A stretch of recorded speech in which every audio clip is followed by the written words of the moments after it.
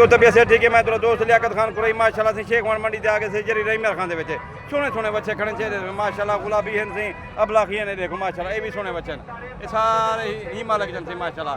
एक घाई खमदन से माशाल्लाह, क्योंकि छोटे छोटे होवन खीर पीवन तो वाला तंगी थी है माशाल्लाह। ये देखो दीदार कर गिनो माशाल्लाह, इनकी खूबसूरती देखो। ये देखो माशाल्लाह मालक नाल गाल करने से ये देखो माशाल्लाह। ऐसी 4 महीने का कोई 5 महीने का कोई 3 महीने का। ये देखो इनके नाल खड़े से माशाल्लाह। ये देखो अच्छा खलील कहाँ रहा भैया भाई जान 1 मिनट का टाइम दे यही था वहीं आते जावन। अच्छा चौके पैसे मंगदी एक एक दे एक दा 260 मंगदा का 260 मंगदे सी। छोटे बड़े मौके ते तुसां आते गिन सकदे वे। मोबाइल नंबर आसी 0332 0332 835 835 60 60 खलील खान मदारी का नाम सी। रुझान बैठे जिला राजनपुर के नेक नियत आदमी डाट फ्राड वाली गाल कहनी माशाल्लाह।